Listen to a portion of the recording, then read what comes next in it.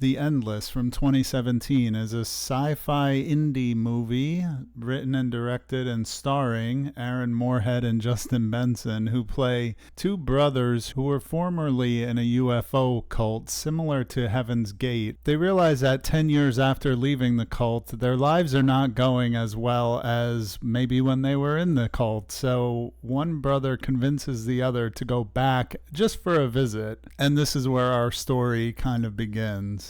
Now, this is a science fiction film, and I don't want to spoil what the gimmick is here, but suffice it to say, strange things start happening once they return to the cult and start interacting with the people here. If you can pick up on clues well, you may kind of understand what's going on pretty early on, but in my opinion, all of it leads to a pretty satisfying conclusion. I think one of my criticisms of this movie is that the middle is kind of saggy. They go into a little bit too much detail with some of these side characters, but I also wondered if the side characters were meant to represent something, if this is a retelling of some story that I'm not aware of. And it by no means makes the film boring or anything. It just felt like it had a slow-ish middle section. But I really liked the relationship between the two brothers and the dynamic they have together. It's very authentic feeling. And I think if you're looking for a low-budget indie sci-fi movie, you could do a lot worse than The Endless. Don't Look Now from 1973 is a classic horror thriller that I had very high hopes for. It stars Donald Sutherland and Julie Christie as these parents who lose their child to an accidental drowning right in the beginning of the movie, and they're both there, everybody's there. It's a very harrowing opening scene, and the rest of the movie is kind of how they deal with that. And Julie Christie's character meets these two ladies, one of which claims to be psychic and is sending messages from the daughter, so you have that going on. Meanwhile, Donald Sutherland's character is having his own kind of visions, and as you're watching the movie, you're trying to decipher what's going on along with him. And all of this could have made for a great movie, and I must say a lot of people think this is a great movie. A lot of people love this movie, but with this one I bounced off of it so hard, my body rejected this movie like it was a virus. I have no problem with slow burn movies. I enjoy them thoroughly, but this movie I found excruciatingly boring. Also, there is a very famous or infamous sex scene in this movie that is just really gross and goes on for way too long, to the point where it was really starting to annoy me. People cite the ending as being really freaky and out of left field, and I just thought it was stupid. I don't want to take away from anybody's enjoyment of this movie. There are many popular films, classic films, that I just don't jive with, and this is definitely one of them. Nightmare Sisters from 1988 is a strange, trashy horror comedy starring Linnea Quigley, Brink Stevens, and Michelle Bauer as three outcast sorority sisters who are trying to have a party with some boys, typical 80s stuff. But the funny thing is they're set up to be undesirable women. Michelle Bauer's character has like a fat suit on and cotton balls in her cheeks to make her look fat. Brink Stevens has glasses, and Linnea Quigley has buck teeth. So in the beginning of the movie, they're supposed to be ugly in an 80s kind of way. And it's so silly because Brink Stevens is hot even with glasses. So you really have to suspend your disbelief and realize you're watching a very stupid movie. I will say this is one of the best, worst movies I've seen because I did enjoy watching it, but when I was done, I was like, that was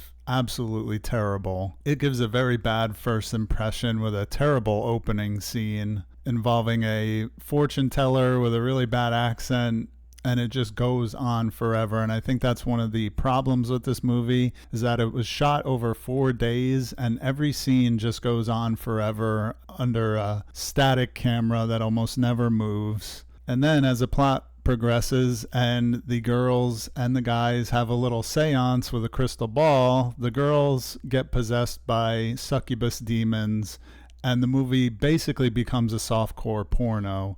And I don't mean with people having sex, but there are these long, drawn out scenes, and there's especially a noteworthy bathtub scene where all three girls are in the bathtub washing each other. And it was a bit much. It just goes on forever. This movie is a bit of a cult classic, but it's hard to recommend. I mean, it's like 83 minutes long, and it feels like it's 2.5 hours long just because of the way that every scene drags out. There are some very funny moments, very funny scenes, but also some really bad, dated humor that comes off as weird and gauche by today's standards.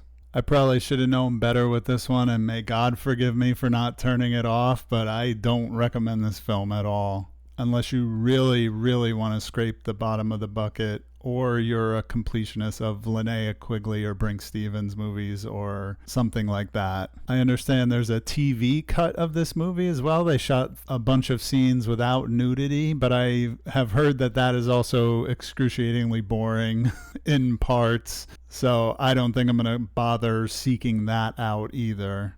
Censor is a 2021 horror movie in which Neem Algar plays Enid, who is a censor working for the British government back when they were editing the video nasties. So there's a cool piece of horror movie history that a lot of horror fans know about, and that is the backdrop for our story. We come to discover pretty quickly that Enid has something in her past that may be causing her some confusion or guilt, but definitely trauma that she has not been able to resolve despite her parents trying very hard to push her to let it go, let's say. And as she's watching all these horror movies that she has to make decisions to cut certain pieces out of, the movies start to blend with her memory, and it becomes unclear what is reality and what is part of a film.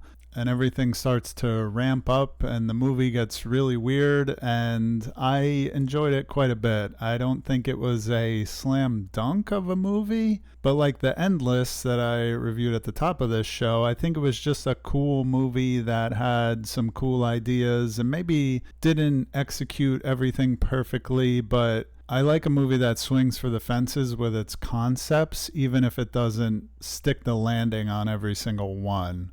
I thought this movie isn't super gory or scary, but it does set a good atmosphere. And again, it sets the nostalgia with the technology and being set in a certain time and place, and with the backdrop of the era of censorship where it was thought that horror movies could make people violent. And I will say it doesn't delve too deep into the questions of whether censorship is valid, whether it's a good or bad thing. It's really more about Enid's journey and the core mystery of the story. I think old school horror fans will enjoy this one. VHS collectors will enjoy this one. I just thought it was a fun little movie with a cool concept. And that'll do it for this video. I appreciate you staying till the end. If you like these short reviews, I have a whole playlist of them on my channel. Thanks again, and I'll see you on the next one.